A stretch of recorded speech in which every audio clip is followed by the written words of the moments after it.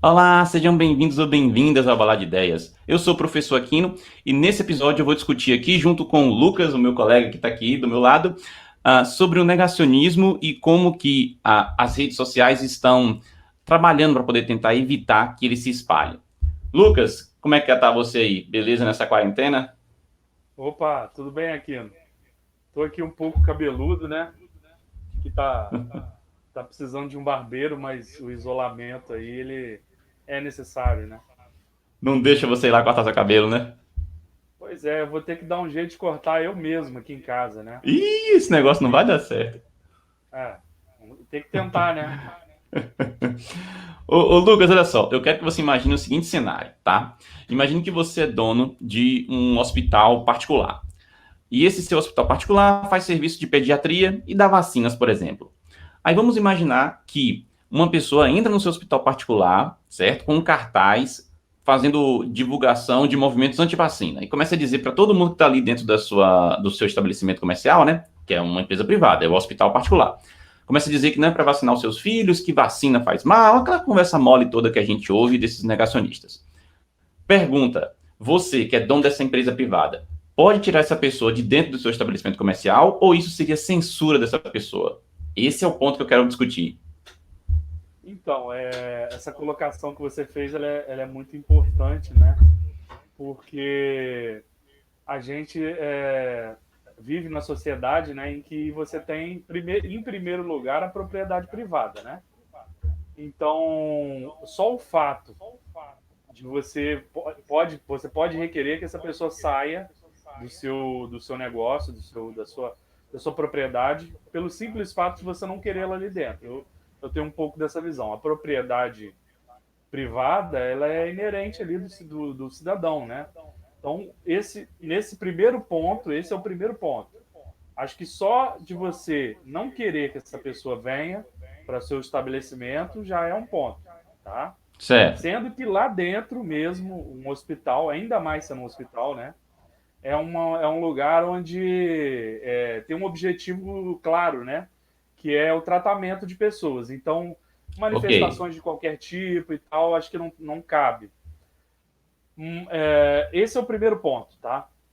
O segundo ponto que eu acho que a gente deveria analisar aqui é o seguinte: tanto para hospitais, quanto para escolas, quanto para outras organizações, eu acho interessante, eu não sei o que você acha disso, que nós devemos nos ater, tá, ao que está estabelecido na ciência hoje como verdade colocada, tá? Porque a gente sabe que ao longo dos anos essas colocações da ciência elas vão mudando, né? Sim, nós vamos se atualizando, Igual né? a ciência mudou ao longo dos anos, né? Os conceitos e tudo mais. Mas é o que que eu acredito que deve ser colocado, que deve ser praticado tanto em ciência, quanto em educação, quanto em qualquer coisa que mexa com vidas humanas, né?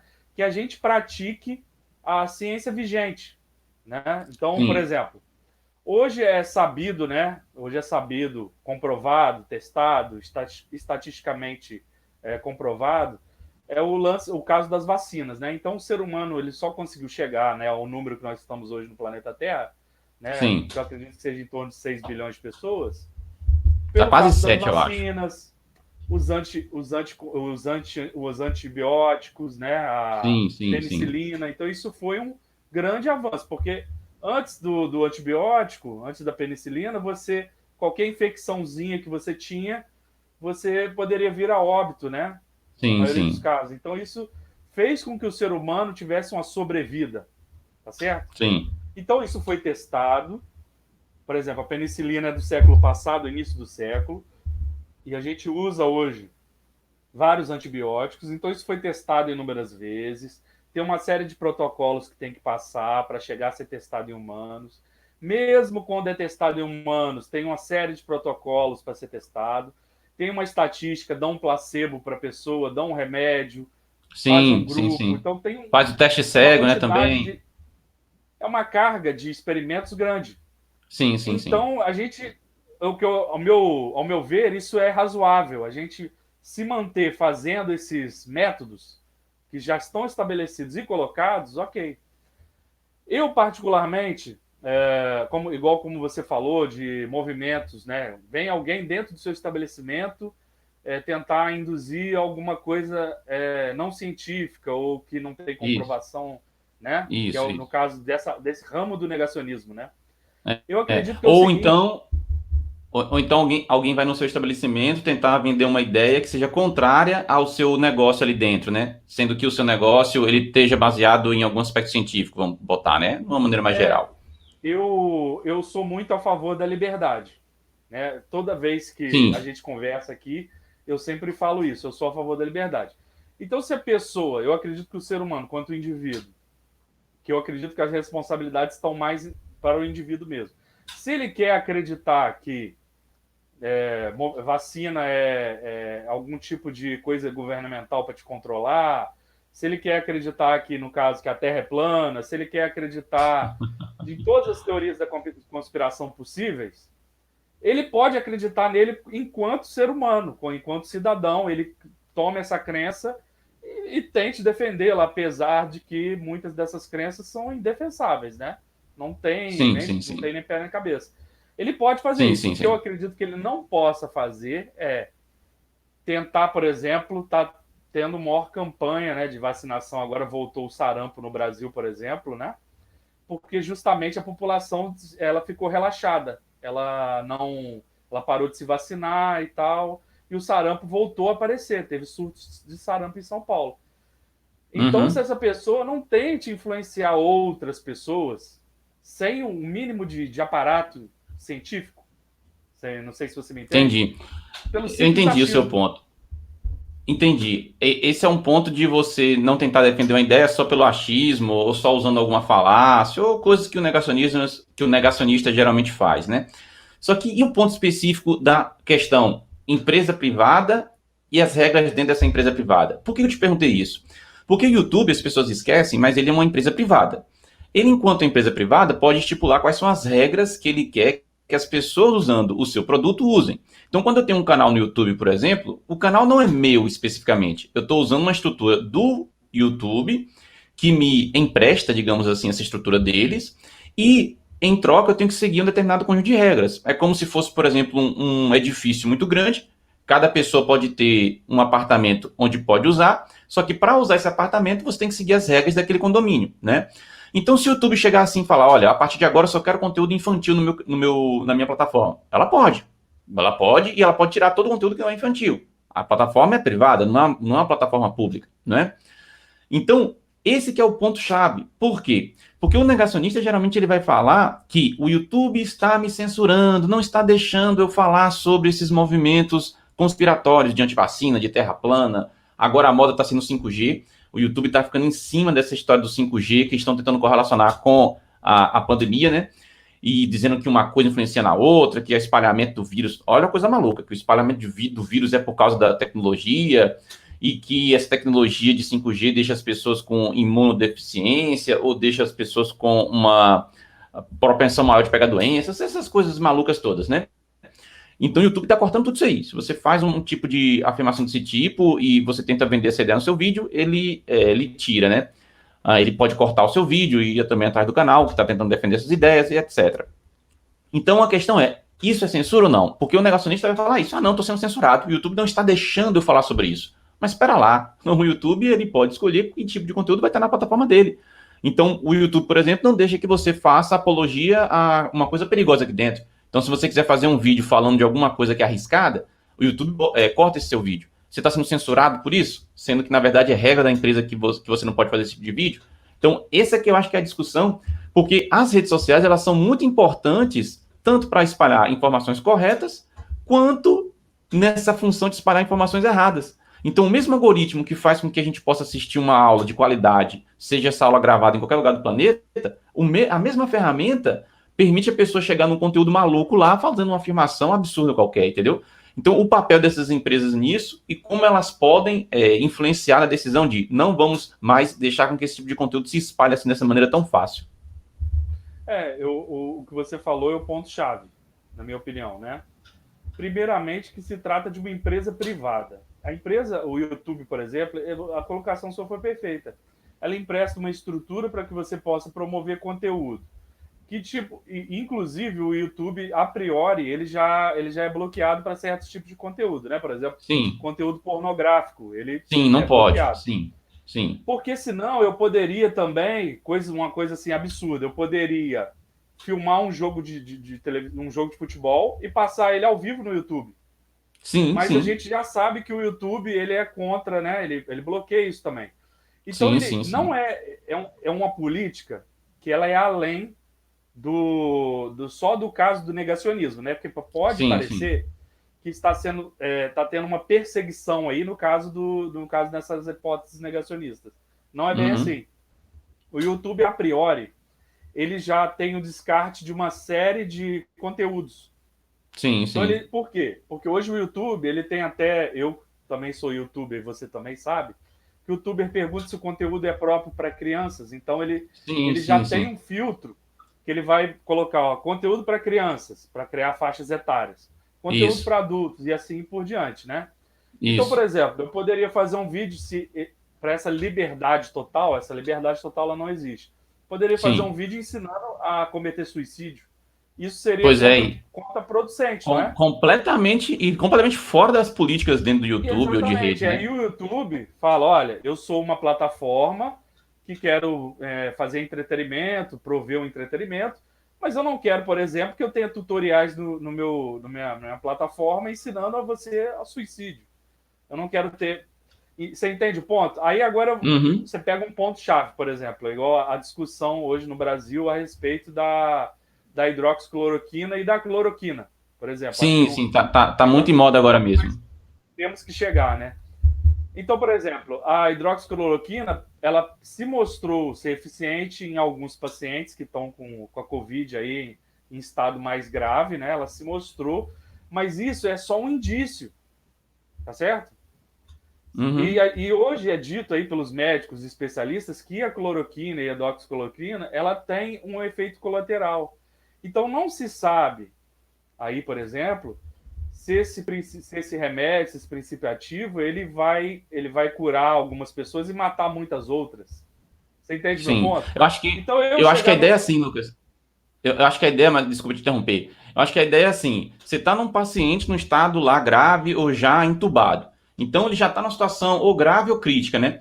Então você faz aí uma relação de custo-benefício, né? No seguinte sentido: poxa, ele já está num estado que se eu não fizer nada, eu sei que ele vai morrer.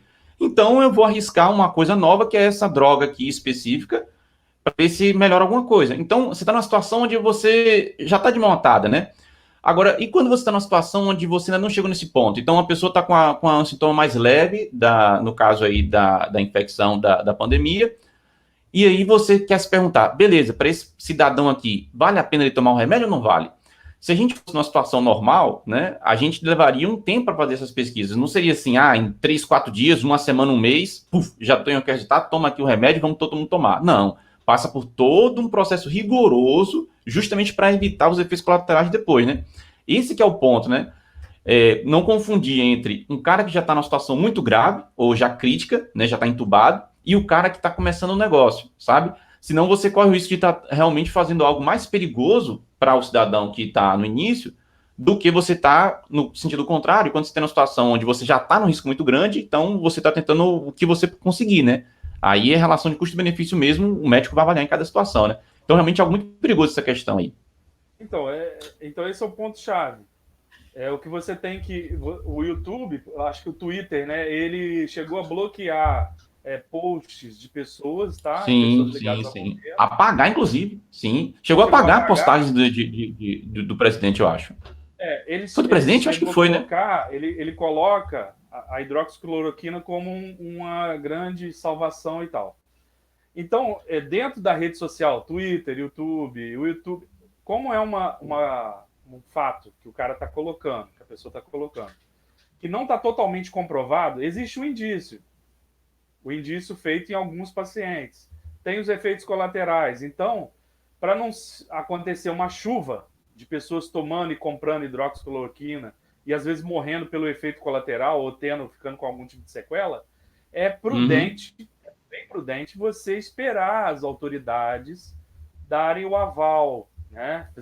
Mesmo assim, agora a gente está no meio do olho do furacão, né? Ou seja, a quantidade certa de testes e o tempo para fazer os testes vai demorar. Ou então, no mínimo, além de você estar falando de evitar que as pessoas vão fazer essa procura muito grande pelo medicamento, no mínimo tem que ter pelo menos o controle de falar qual é a dose. Porque se fosse um remédio comum, que a gente já está acostumado a saber, né? Sei lá, vamos fazer um remédio de dor de cabeça comum. Todo mundo já toma, sempre tomou durante a vida um remédio desse tipo. Isso é um problema, é outra coisa. Todo mundo já está acostumado com a dose, já está muito bem conhecido e tal. Agora, você deixar a pessoa livremente tomar a dose que ele acha que tem que tomar, aí, meu filho, a coisa pode ficar muito pior, realmente, né? Então, esse é outro ponto-chave também. Nesse momento, como você falou, de pressa, né? Todo mundo querendo uma solução.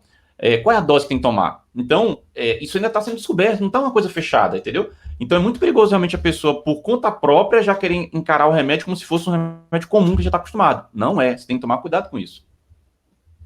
Pois é, aí a plataforma, voltando à questão central, que é se a plataforma pode ou não censurar esse tipo de conteúdo, na minha visão, essa é a visão correta.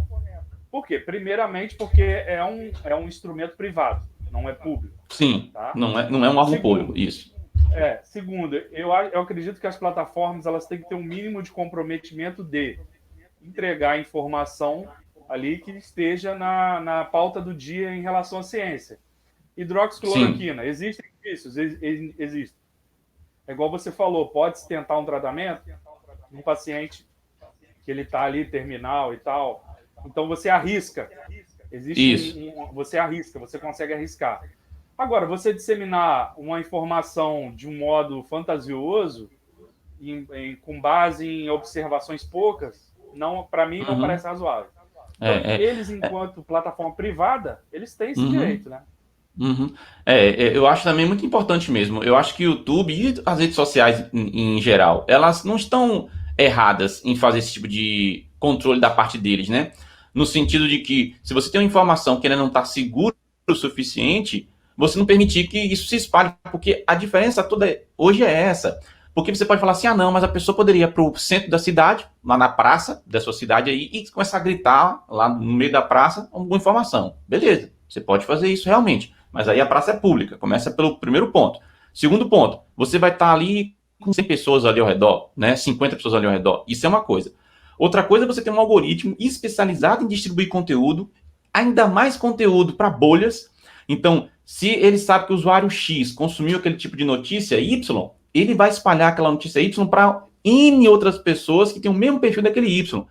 Eu não sei se você sabe, mas o WhatsApp ele limitou recentemente a quantidade que você pode compartilhar de uma certa mensagem que já foi muito divulgada. Então, por exemplo, eu recebi um vídeo hoje no WhatsApp, que era até um vídeo desses de quarentena, onde mostrava várias professoras e professores tentando gravar suas aulas em casa, e aí sempre aparecia o filho gritando, ou a filha, ou algo do tipo, né? Esse tipo de coisa mais leve, né? E aí, quando eu fui tentar compartilhar, ele só deixou compartilhar com um grupo, e deu uma mensagem, né? Que esse mesmo vídeo já tinha sido compartilhado muitas vezes, não por mim, mas por outras pessoas.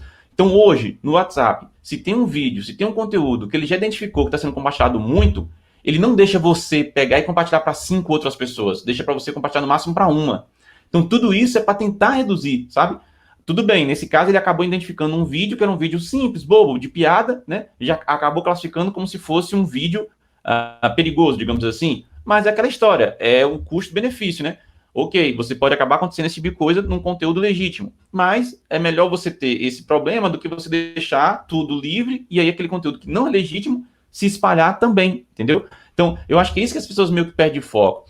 E aí, claro, o negacionista e o pseudocientífico, ele sempre vai alegar isso, que está sendo perseguido, né? Ele sempre vai dizer isso. Mas só que ele está tentando dar uma informação que é danosa. Então, eu acho que tem que bloquear esse tipo de informação, sim, até para uma segurança de todo mundo. E se fosse uma empresa particular, que eu trabalho, inclusive, fazendo anúncios, porque é assim que o YouTube gera a receita dele, né? Fazendo anúncios. Então, uma marca vai querer o conteúdo dela do lado daquela pessoa dizendo que, por exemplo, você tem uma marca que fabrica celulares, só um exemplo, né? Você vai querer que seu anúncio do seu celular apareça junto daquele vídeo que diz que 5G é tudo uma armação e que faz muito de mal para você, e você está tentando vender um celular que pega justamente 5G, entendeu? Então, é óbvio que a marca não vai querer, né? Mas, para além disso, né? para além dessa questão, o fato de você estar falando sobre 5G é completamente falso, né? Eu estava vendo, né? A faixa de frequência do 5G, né? Está muito longe da faixa de frequência que a gente chama das frequências ionizantes, né? Que é quando você aquele tipo de emissão disparada pode realmente afetar a nível molecular, não é isso? Não tem uma questão assim do ionizante do não ionizante? A radiação, por exemplo, micro-ondas, né? Por exemplo, que é uma coisa que a gente tem em casa, um aparelho de micro-ondas, a Sim, maioria das sim, pessoas sim. acredita que tenham, Sim, ela sim. está na faixa dos gigahertz, se eu não me engano, tá? A onda que é emitida, e essa onda ela faz com que a vibração das moléculas de água se torne maior.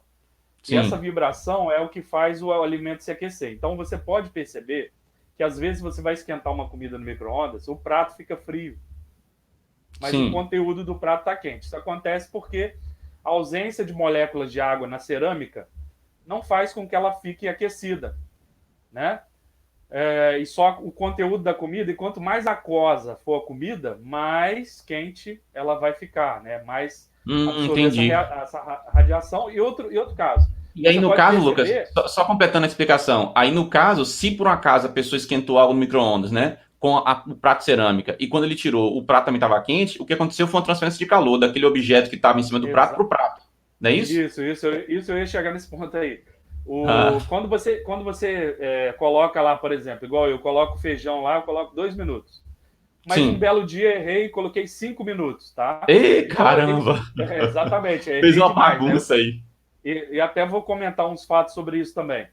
Então você Ah, colocou lá, quando você tira o prato, tá quente também, mas aí já houve sim, transferência de calor por convecção e por condução. sim. Convecção por causa do vapor, né, que circulou lá dentro, vapor de ar Sim, quente, sim, sim, sim, né? entendi. E também por condução, que quando está encostado, você tem condição de calor por condução.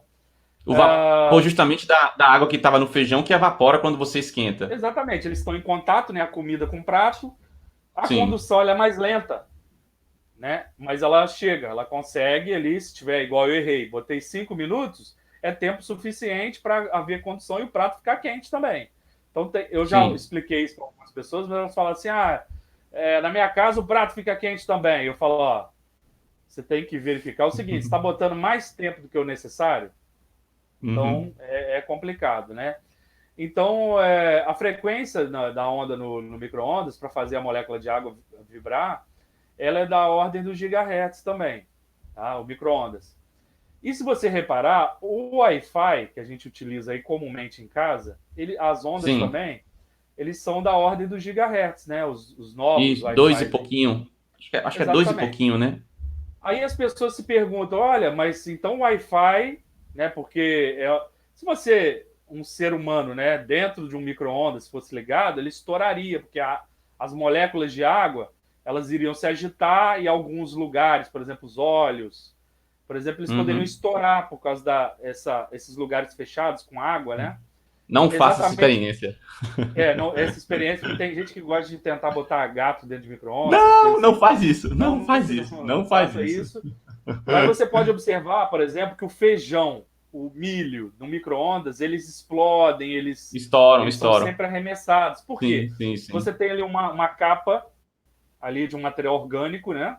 E dentro você tem uma grande concentração de água. Então essa água, ela tem um comportamento anômalo. Então quando ela é aquecida por meio de micro-ondas, ela tem um comportamento não, como que eu vou dizer? Ela tem um comportamento não suave. Ela pode acontecer coisas, por exemplo, quando você vai aquecer água para fazer café no micro-ondas. Você coloca lá, colocou para aquecer, tem gente que quando vai tirar a água, essa água ela sofre um deslocamento brusco, tá? Sim, Acontece. sim, Então, quando sim. for tirar a água, dê uma balançadinha. Pode aquecer a água É. lá, né? Eu não aconselho, mas tem gente que faz.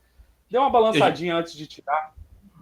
eu já Tem vi isso esse. acontecendo assim, Lucas. A pessoa pega a xícara que colocou água para ferver no café, por exemplo, né? Quando ele tira a xícara, ele bota a colher que estava fora do micro-ondas de vez assim na água, a água borbulha, né? Exatamente. Por quê? Porque ela encontra-se no estado ali que ela está perto do ponto de ebulição, mas não está ebulindo. Então, quando você coloca, ela está num equilíbrio instável. Ela está Sim. instável. Quando você mexe alguma coisa, você tira essa estabilidade. Estava muito instável e estava em Hum. repouso. Então você saiu dali. Então ocorre uma reação adversa. Então, o que acontece justamente é isso. Então, voltando para o ponto das radiações, mas o Isso. que está acontecendo ali é o seguinte: existe uma gaiola, primeiro caso é uma gaiola do micro-ondas, que ele vai fazer com que as ondas batam nessas paredes da gaiola e refratem dentro da própria gaiola. Então não Beleza. ocorre o vazamento, tá? Ok. E segundo é o seguinte, potência. É uma Sim, onda, tem a frequência igual à onda do micro-ondas, mas a potência que foi colocada ali é muito maior. Então, entendi. apesar da radiação, apesar das ondas do Wi-Fi aí, eles serem de frequências próximas aí do micro-ondas, ela não tem uma potência muito baixa. Então você não tem problemas aí com o ser humano Entendi. lidando A potência dele em com essas relação à potência que tem no radiações, né? micro-ondas, a potência dessa onda lá do nosso roteador na nossa casa é menor do que a potência daquela mesma onda, né? Apesar da frequência ser a mesma, mas a potência dentro do micro-ondas é maior. É esse que é o Exatamente. ponto, né? E ainda assim tem a questão da Exatamente. ionizante que a gente estava falando, né?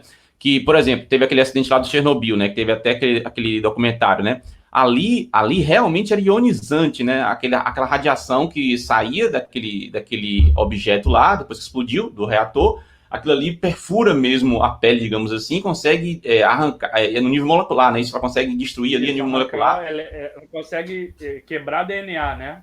Então ela vai Isso, lá na. esse é o perigo. Essas outras aí, como por exemplo do 3G, ou do 5G, ou do micro-ondas e tal, essa onda naquela faixa ali não faz isso. Então são diferentes, né?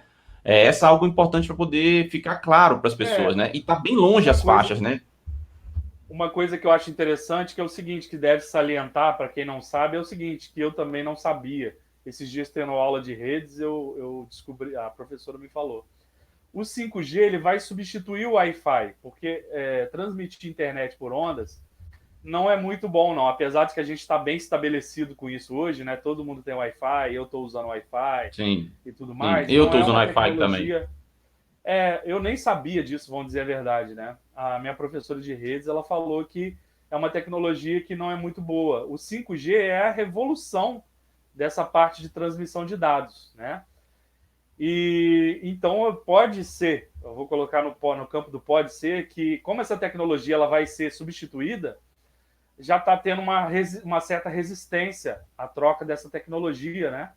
Engraçado você Porque falar quando se isso. trocar essa tecnologia, Engraçado você falar isso, porque o meu roteador, por exemplo, ele já transmite em 5G. Então, ele sai dele duas conexões, né? O roteador Wi-Fi que eu tenho aqui em casa. Ele sai, por exemplo, rede, digamos, né, que esse seja o nome, o outro é rede 5G. Então, se o aparelho que você tiver também a recepção em 5G, ele já pega em 5G daquele meu roteador. E fica muito uhum, mais veloz e muito melhor conexão, né? Quando você tem. Só que, por exemplo, outros aparelhos na minha casa não tem essa placa, digamos assim, com a possibilidade de receber em 5G. Então, por exemplo, o celular da minha esposa, ele está mais moderno. Aí ele tem lá internamente a possibilidade de pegar 5G. Agora, o outro celular, ou por exemplo, o meu computador, a placa dele já não pega 5G. Então, ainda tem isso, né? Eu acho que vai acabar depois, com o tempo, os novos roteadores já vão chegar na mesa da pessoa, né? Já vai comprar já uhum. na loja normal, já vai ser 5G, nem vai ter mais a anterior, né? Não, exatamente. Então, já está começando, né? Já está começando a acontecer. Agora, acredito que esteja existindo alguma certa resistência à troca da tecnologia, porque o 5G realmente, como disse aí, como eu venho lendo aí, parece que ele é muito superior, né? Então, Então, mas o grande problema aí nesse caso, esse que é o grande chave do negacionista, é que ele pega algum caso onde aconteceu isso, né?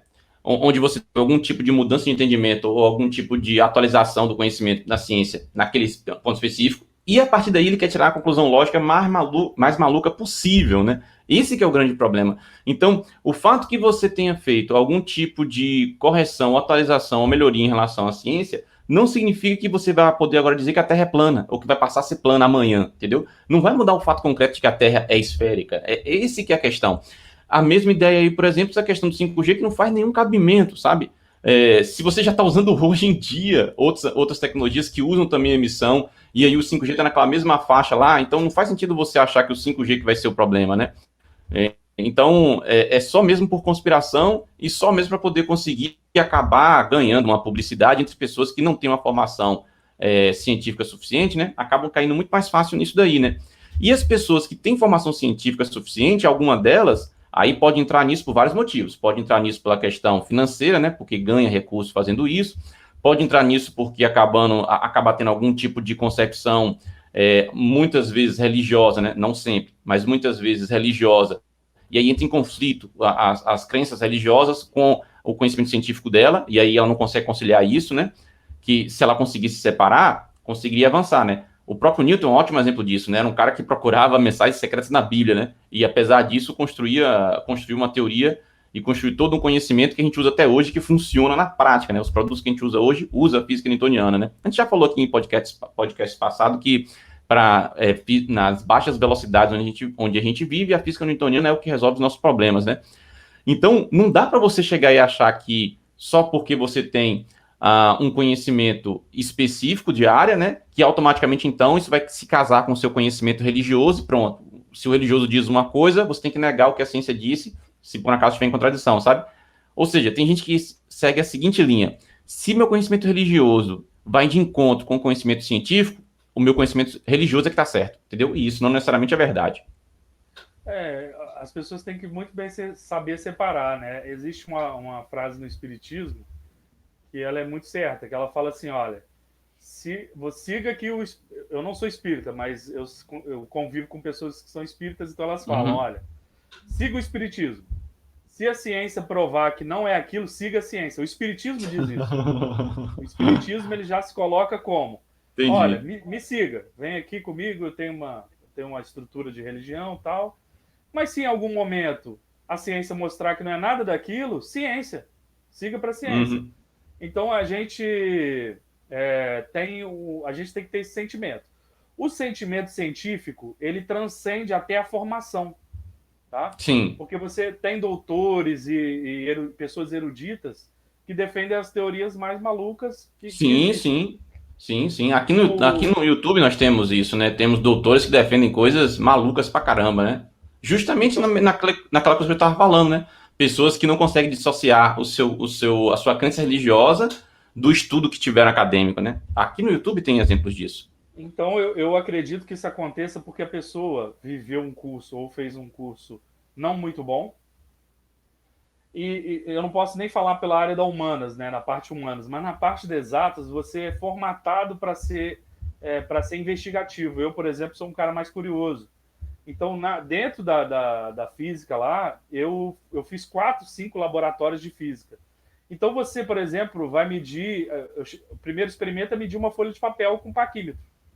Medir várias vezes, botar erro, botar desvio padrão, fazer média. Então, você comprova que aquela medida tem um tanto, vale tanto. Depois, você mede a gravidade milhões de vezes, mede desvio padrão, média... E assim vai. Você consegue calcular aquilo com um erro bacana, se você fizer um bom experimento. Então, você é levado a ser um cara investigativo. Então, hoje, por exemplo, igual no caso da cloroquina, eu descartei logo de cara. Por quê? Porque não tem peso estatístico. Foi medido em quantas pessoas. Foi dado a essas pessoas o remédio e o placebo. Hoje a gente sabe que quando é testado um medicamento, primeiro ele é amplamente testado em animais, né? Depois ele é testado depois ele é testado no ser humano, onde se administra o placebo e o remédio. Isso, em grupos diferentes, né? Se infere-se várias coisas e pode, inclusive, não inferir nada. Também inclusive, tem um teste onde nem o médico sabe quem está tomando o remédio correto, né? É justamente um teste cego, né? Justamente para evitar com que o desejo do médico de que o paciente fique curado atrapalhe nos dados da pesquisa, né? É óbvio que o médico quer que a pessoa se cure com o remédio que ele está tomando. Então, ainda tem esse tipo de teste também, né? Nem o médico sabe qual o paciente está tomando o medicamento. Só que aí é que tá, né? Nós estamos num momento meio crítico, porque nós estamos, querendo trocar o pneu do carro enquanto o carro se movimenta, né? Então, a gente meio que está tendo que fazer certas concessões aí, abrindo mão de certos procedimentos por causa da urgência da situação, né? Tem esse lado que eu acho que todo mundo vai acabar sendo razoável. A gente acaba sendo razoável, né? Então, como eu falei mais anteriormente aqui, tem um paciente em caso grave, um paciente em caso crítico, o procedimento não está completo como estaria se fosse normal, mas vamos arriscar, porque a gente já sabe que se não fizer nada vai morrer. Então aí você tem uma relação de custo-benefício aí.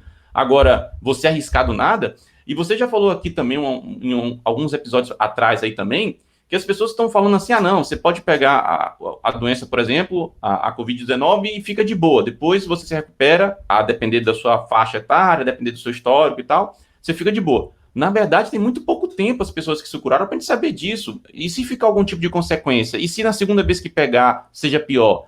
Ainda não tem dado estatístico para saber se a pessoa pega de novo. Mas, por exemplo, gripe. Gripe você pega todo ano. Você pega uma agora, você pega um ano que vem. E se a próxima Covid que você pega, a Covid 2020, né, acaba sendo pior do que a primeira Covid, né? Tipo dengue. Dengue você pega uma vez, tem um sintoma. Você pega da segunda vez, você pode ter a pior ainda, né? Ninguém sabe ainda, né? Tá muito cedo ainda, né? Ou pelo menos eu não vi nenhuma informação em relação a isso, né? Pode ser que já tenha saído em algum lugar e eu que não vi. Mas assim, eu acho que é bom a gente evitar, né? Não vamos agora fazer um dia, não, eu sou super-homem, pode vir que eu dou conta, que a coisa não funciona assim não, viu? É uma questão, você vê que é uma questão super complicada, né, da gente poder medir, né? Volto ao que eu coloquei no início. É super importante a gente manter as orientações aí de quem? OMS, orientações do governo, no caso do Ministério da Saúde, que estão alinhadas com a OMS e em sequência. É muito complicado. Hoje você está nessa corrida, inclusive dos cliques, né? Então Sim. tem muita gente criando vídeos com clickbait. Você tem Sim. um título sensacional, um título assim, olha, descoberta a cura da Covid aqui em São Paulo, aqui em Juiz de Fora, através de um pássaro. Aí você, o dedo, clica. Aquilo, você abre ali e às vezes o conteúdo não tem nada a ver. Ou às vezes é uma mentira que alguém escreveu, né? Porque, como diz a minha avó, papel aceita tudo, né? Alguém escreveu ali alguma coisa, você leu aquilo ali, mas só o fato de você ter lido, essa pessoa vai ganhar acessos. E esses acessos eles são vinculados a algum produto, uma série de coisas. Então, existe aí o desconhecimento, que é grande. Existe a má fé, Sim. que é esse caso de pessoas que querem cliques, né, que querem que um link seja divulgado milhões de vezes. E existe aí, no nosso caso agora, o desespero, porque o Brasil está acometido agora da infecção, né? Isso. Eu acredito que as medidas que estão sendo tomadas estão sendo boas, porque a nossa evolução ela está lenta aí. A gente está com dificuldade de saber se está acontecendo muito subnotificação ou se está acontecendo uma infecção direta. Mas assim, o número de mortes ainda parece estar baixo, né? Então parece que a gente está reagindo bem. E olha que coisa curiosa, né? Eu já ouvi o argumento assim, não, se você pega as previsões de um mês atrás para aqui para o Brasil, hoje está muito menor o número. Mas espera lá, a gente fez isolamento justamente para evitar que o número de casos subisse demais. Então, o fato de você ter pegado e isolado a população, ou pregado isolamento social, né, para uma doença que é respiratória, então você isolou as pessoas e elas não estão circulando, então é natural que desça a quantidade de pessoas infectadas. Então, que bom que está reduzindo, que bom que o valor que a gente está vendo hoje, na prática, ainda tem o detalhe da subnotificação, como você bem mencionou, porque não está testando todo mundo e tal, mas além dessa questão, mesmo considerando os números que estão sendo noticiados, né, e o que tinha previsão de um mês atrás, que bom que está assim, quer dizer que está funcionando o isolamento. E basta a gente pegar também o seguinte, beleza, você acha que não está funcionando? Vamos pegar os lugares do mundo que demoraram a fazer isolamento social, como elas estão hoje, e os lugares do mundo que fizeram isolamento social e como estão. Vamos comparar. A gente vê que, na verdade, funcionou, né? E faz todo sentido, gente, porque, veja, você tem uma doença que é respiratória, você isola as pessoas em casa, vai ter uma diminuição dos casos. Eu às vezes, quero, para algumas pessoas, fazer a seguinte explicação quando elas acham que não, né? Porque no caso da Covid em específico, depende de questão respiratória. Mas vamos pegar outra doença, que dependa de outro tipo de transmissão. Vamos pegar, por exemplo, uma doença como a AIDS, né? Que ela tem a transmissão através de relação sexual. Se você tivesse todo mundo na população reduzindo muito a sua atividade sexual, com toda certeza reduziria a infecção por AIDS. Porque se é como ela se transmite. A mesma ideia é a Covid. Se você tem transmissão pelo ar e você está todo mundo isolado, você está circulando pouco, e quando a pessoa circulando pouco, né? Se ela tosse ou ela fala, aquilo que está nas gotículas, né, da saliva dele ou dela, fica lá no ambiente e logo morre, né? Depois de um tempo vai morrer. Se ela está circulando, aquilo ali ficaria no ambiente, outra pessoa passaria por ali e pegava, né? Então é natural que aconteça a redução, sabe? Mas não. Aí a pessoa usa, tá vendo? Não precisa fazer isolamento porque tá pouco. Claro, tá pouco porque tá fazendo isolamento, sabe? Mas não, as pessoas querem vender essa ideia de que não tá. Tem uma coisa bem interessante que eu ouvi esses dias na CNN, que foi um debate nessa questão de isola, não isola, né? Porque existe Sim, uma corrente aí de pessoas hoje, até no governo, dizendo que não, o comércio vai quebrar, a economia vai quebrar e tal. sim. Então, o que eu levo as pessoas a pensar é o seguinte, e teve alguns especialistas, inclusive no Brasil, que disseram, não, vamos deixar e vamos se contaminar e tal. Isso, Porque o puxo no das caso é pessoas... como é o nome disso, é a estratégia de rebanho, né, que chama, como é o nome? Isso. De A infecção do imunidade de rebanho. rebanho. Isso, Imunidade do rebanho, tem essa isso. estratégia. Então, existiram algumas pessoas no Brasil colocando essa estratégia. Aí eu levanto o seguinte ponto. O mundo inteiro. Então, existiram países que começaram com essa estratégia e recuaram. Uhum. Então, isso já ficou de ensinamento para nós. Sim, sim, sim. O Certo? mundo inteiro tá errado, então, né? A Inglaterra começou com esse experimento. Olha, vamos Uhum. deixar as pessoas se infectarem. Uma semana, menos de duas, não tem como, fecharam, isolamento social. Exemplo da Espanha, a Itália estava com alto índice de infecção do Covid. Na Espanha, no tempo que estava tendo a crise na Itália, na Espanha teve uma manifestação com 200 mil pessoas na rua. Isso, eu Né? lembro que teve Ou isso seja, aí. uma coisa altamente não recomendável. E aí o que aconteceu? Logo na semana seguinte, ou 2 semanas depois, a Espanha estava numa situação parecida ou pior que a Itália. Uhum. Então, assim, a ideia da infecção no rebanho, eu não entendo se foi testada, se já foi feita em algum lugar, mas no caso da Covid-19, a gente pode dizer que ela foi até testada, né? Que ela já foi feita na Inglaterra de um modo ali, tentaram fazer, viram que não, recuaram, e também na Espanha, em que se deixou a coisa ir caminhar livre e logo depois eles estavam com problema também. E aí você tem os bons exemplos. Você tem o exemplo, por exemplo, da Alemanha, que fizeram testes em massa na população e aí pôde-se isolar as pessoas e você não viu o número de casos estourar e o número de mortes estourar. Então, o exemplo da Uhum. Alemanha é um bom exemplo. No Brasil, a gente não vai conseguir fazer porque a gente não tem o número de testes suficientes, a infraestrutura para fazer. Então, a gente está, como É, diz um outro youtuber aí, a gente está às cegas. tá difícil pra gente. Mas a gente vai tentar, na medida do possível, conseguir superar esse negócio, né? Lucas, estamos chegando aqui no final, né? Vamos deixar aí alguma mensagem positiva, vamos tentar pelo menos, né? Isso vai passar, né? Consequências vão ter, as pessoas têm gente preocupada com questões de renda, né? Ah, quem vai pagar meu boleto? Bom, é bom te lembrar que pessoa morta não paga boleto, né? Então, vamos nos cuidar, vamos fazer, à medida do possível, tentar controlar a curva, suavizar a curva e vamos comemorar que está sendo suavizada, né? Porque o isolamento está ajudando a fazer isso, né? Isso vai acabar uma hora e depois que as coisas retomarem, pode ser que a gente vai ter que pagar a conta do ponto de vista econômico, né? Mas eu acho que se a gente for fazer medido na balança direitinho, o que seria o cenário se a gente deixasse o negócio correr solto, eu acho mais vantagem a gente pagar essa conta na economia depois. Certo? Eu concordo com você.